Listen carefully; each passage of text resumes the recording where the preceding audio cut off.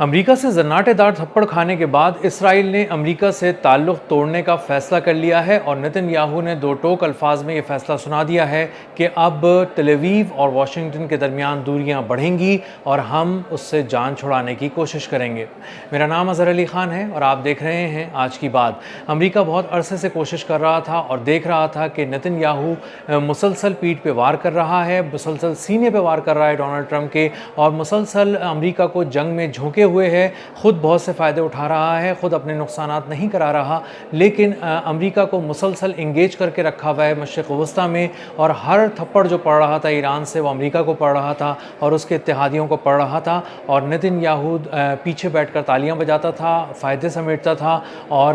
مسلسل دھمکیاں دے کر اس جنگ کی آگ کو مزید بھڑکاتا تھا اور خطے کو گرم رکھا ہوا تھا۔ جب اس بات کو بہت اچھی طرح واشنگٹن نے، پینٹاگون نے، سینٹ کام نے، ڈونلڈ ٹرمپ نے محسوس کر لیا تو انہیں اندازہ ہو گیا کہ اب نتن یاہو سے جان چھڑانا بہت ضروری ہو گیا ہے، اور نتن یاہو کو اگر ہم نے مزید اپنے کندھے پر سوار رکھا تو وہ بے انتہا نقصان پہنچائے گا، وہ اب گردن پر بھی وار کرے گا اور اس کے بعد یہ امریکہ کو ایک ناقابل تلافی نقصان کی طرف مسلسل دھکیل کر لے جائے گا۔ اس کے بعد جب امریکہ نے ایک امن معاہدہ کیا ایران کے ساتھ اور ایران نے اس کے بعد صرف امریکہ سے بات کرنی شروع کی تو اسرائیل بالکل مائنس ہو گیا، اور نتن یاہو بار بار یہ کہنے لگا کہ مجھے بھی معاہدہ دکھایا جائے، مجھے بھی بتایا جائے کہ معاہدے کی شقیں کیا ہیں، لیکن اس کو شقیں نہیں بتائی گئیں، معاہدے کے بارے میں اس کو بالکل کچھ نہیں بتایا گیا، اور اس سے جو مسودہ ڈونلڈ ٹرمپ نے شیئر کیا وہ بھی ایک فیک مسودہ تھا، اور اس کی جب شرائط اس نے پڑھی تو اس کو اطمینان ہوا، لیکن جب شرائط ایران کے ساتھ طے ہونے لگیں تو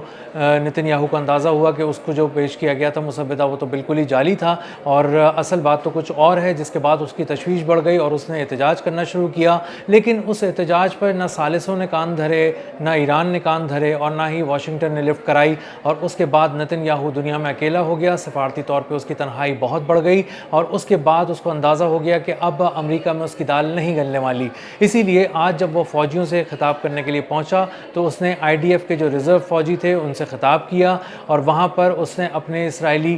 سپاہیوں سے خطاب کرتے ہوئے کہا کہ اب وقت آ گیا ہے کہ ہم واشنگٹن سے جان چھڑائیں، ہم اپنے راستے الگ کریں اور ہم اپنے ہتھیاروں کی تیاری خود کریں۔ جو ہمارا انحصار تھا واشنگٹن پہ، امریکہ پہ، ہتھیاروں کی خریداری کے حوالے سے، ہتھیاروں کی فراہمی کے حوالے سے، وہ ہمیں کم کرنا ہوگا، ہمیں اپنی ہتھیاروں کی فیکٹری لگانی ہوگی، اور جو ہماری فیکٹریز ہتھیار تیار کر رہی ہیں ان کمپنیز میں مزید سرمایہ کاری کرنی ہوگی، ان میں مزید جدت لانی پڑے گی، اور ان کو مزید ان کا دائرہ کار بڑھانا پڑے گا، ان کے آپریشنز کا دائرہ کار بڑھانا پڑے گا، اور نت نئے قسم کے ہتھیار، جدید ہتھیار، مہنگے ہتھیار، اور ایسے ہتھیار جو اصل میں مشرق وسطیٰ میں ہماری جو تمام ہمارا راج ہے اس کو دوام بخش سکیں، ایسے ہتھیار ہمیں تلاش کرنے پڑیں گے، ان پہ کام کرنا پڑے گا، ان کو تیار کرنا پڑے گا، اور ہمیں امریکہ پہ اب اپنی ڈپینڈنسی کم کرنی پڑے گی۔ اس پر فوجیوں نے نعرے لگائے، اس پر فوجیوں نے کہا کہ ہاں ہمیں امریکہ سے جان چھڑانی چاہیے، امریکہ ہمیں چھوڑ کر چلا گیا ہے، اس جنگ میں ہم تنہا رہ گئے ہیں، لبنان میں بھی ہم اکیلے ہیں، ایران میں بھی ہم اکیلے ہیں، اور مشرق وسطیٰ کے جس محاذ پہ بھی اسرائیل قدم رکھتا ہے وہاں پر وہ جو بھی نقصان اٹھا رہا ہے وہ اکیلا نقصان اٹھا رہا ہے۔ اب سوال یہ پیدا ہوتا ہے کہ اسرائیل امریکہ پر کتنا ڈیپینڈ کرتا ہے، وہ کتنے فیصد ہتھیار امریکہ سے لیتا ہے، تو اس کا جواب بہت سیدھا ہے اور بہت ہی ہوش اڑا دینے والا ہے۔ اسرائیل اپنی جو دفاع ہے اس پہ براہ راست اس نے سارا انحصار امریکہ پہ کیا ہوا ہے۔ اگر اس کی فضائیہ کی بات کریں تو F-35، F-15 اور F-16 جیسے جدید لڑاکا طیارے جو اسٹیلتھ ٹیکنالوجی سے بھی مزین ہیں، اور اس کے علاوہ جو ماڈرن وارفیئر ہیں اس میں ایک بہت ہی جدت کا نام ہے، یہ تمام جدید طیارے جو ہیں وہ امریکہ سے اسرائیل خریدتا ہے، اسرائیل حاصل کرتا ہے، بہت سارا اسلحہ اس کو امریکہ فراہم کرتا ہے، تمام قسم کے میزائل جو دور تک مار کرنے والے میزائل ہیں، مہلک میزائل ہیں، یہ تمام امریکہ سے اس کو فراہم کیے جاتے ہیں۔ اسی کے ساتھ ساتھ نیوی میں بھی اس کو جو جدت ہے وہ بھی، اور جو جہاز ہیں وہ بھی امریکہ فراہم کرتا ہے، اور اس کا مطلب یہ ہے کہ تقریباً سالانہ $3.8 ارب کے کا اسلحہ اس کو فراہم کرتا ہے۔ یہ ایک 10 سالہ معاہدے کے تحت ہے جو 2028 تک جاری رہے گا، اور 2028 تک جاری رہنے والے اس معاہدے میں تقریباً $10 ارب کی جو ہے وہ اس کو سامان کی ترسیل کی جائے گی، کسی طرح کے بھی دفاعی سامان کی۔ یہ سب فراہمی ہتھیاروں کی ایک 10 سالہ معاہدے کے تحت کی جا رہی ہے جس کی مالیت تقریباً $10 ارب ہے۔ 2028 تک یہ معاہدہ چلنا ہے، اور 2028 تک امریکہ کی جانب سے خوب ہتھیار ملنے ڈالنے والے ہیں اسرائیل کو، لیکن اسرائیل کو اب اندازہ ہو گیا ہے کہ امریکہ امبارگو بھی لگا سکتا ہے، اور اس کے لگانے کی اس نے باتیں کی، ایک ٹیزر چھوڑ کے دیکھا تاکہ ریئیکشن دیکھا جا سکے تل اویو کا، اور کہا کہ ہو سکتا ہے کہ ہم اپنی مرضی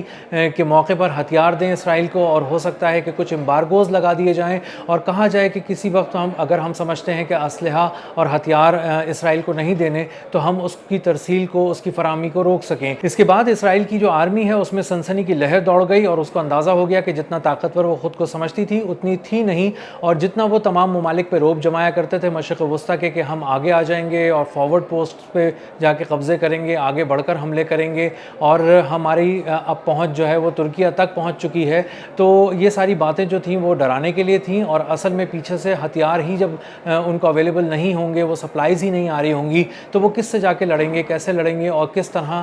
کسی کو سرنڈر کرا سکیں گے۔ تو اب اسرائیل کی آرمی اس وقت بہت پریشان ہے، نتن یاہو بہت پریشان ہے، اور اسی لیے وہ کھل کر ایک ایسی بات کر رہا ہے جس سے اندازہ ہو رہا ہے کہ آنے والے دنوں میں وہ اپنا دفاعی تعاون امریکہ کے ساتھ سمیٹنے کی کوشش کر رہا ہے، اور وہ دو ٹوک الفاظ میں فوجیوں سے خطاب کرنے کے دوران پوری دنیا کے میڈیا کے سامنے یہ پیغام پہنچا رہا ہے تاکہ یہ باتیں سینٹ کام، پینٹاگون، ڈونلڈ ٹرمپ سب تک پہنچیں، اور واشنگٹن اور وائٹ ہاؤس اس بات کو بہت ہی قریب سے محسوس کریں کہ نتن یاہو ان کے بارے میں کیا سوچ رہا ہے، اور آگے آنے والے دنوں میں اس کی اس حوالے سے پلاننگ کیا ہے اور کن حکمت عملیوں پر وہ کام کر رہا ہے۔ اسی سلسلے میں اسرائیلی فضائیہ نے بھی کہا تھا کہ F-35 طیارہ جو امریکہ نے بنا کر اسرائیل کو جدید طیارہ دیا، اسٹیلتھ ٹیکنالوجی کا حامل طیارہ، وہ ہے تو بہت اچھا اور جا کر حملے بھی بہت زبردست کرتا ہے، لیکن وہ مشرق وسطیٰ میں آگے تک جانے کی صلاحیت نہیں رکھتا، کیونکہ اس کے فیول ٹینکس جو ہیں وہ کمزور ہیں، محدود صلاحیت کے حامل ہیں، اور اسی لیے اب نتن یاہو نے اس کو کچھ عرصے پہلے ہی کہا تھا کہ F-35 کو جدید بنانے پر غور کیا جائے،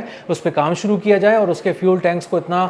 بڑا کیا جائے، اتنا بڑھایا جائے، اس میں اتنی کیپیبلٹی لائی جائے اس طیارے کے اندر کہ اس سے مشرق وسطیٰ میں آگے تک سفر کیا جا سکے، آگے تک جا کر کچھ اہداف کو نشانہ بنایا جا سکے، اور اس کے بعد محفوظ طریقے سے واپس تل اویو میں یا کسی اور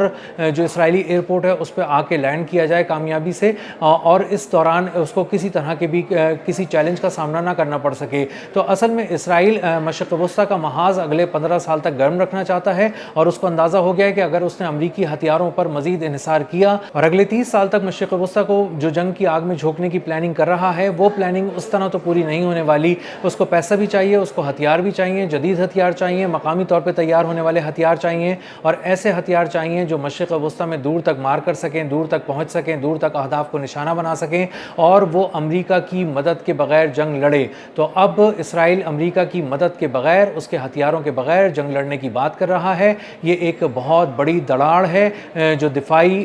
معاہدے پر ہوئی ہے امریکہ اور اسرائیل کے۔ نتن یاہو نے فوجیوں کے سامنے کھڑے ہو کر ایک ایسی زبان استعمال کی ہے جس سے سفارتی طور پہ بھی تعلقات ٹوٹیں گے، عسکری طور پہ بھی تعلقات ٹوٹیں گے، اور وہ جو ایک دفاعی لائن دونوں نے مل کر بنائی تھی اس کے بھی نتن یاہو نے آج اپنے فوجیوں کے سامنے کھڑے ہو کر پرخچے اڑا دیے ہیں۔ ملتے ہیں اگلے ولاگ میں کسی نئی خبر، نئے تجزیے اور نئے زاویے کے ساتھ۔ اللہ حافظ۔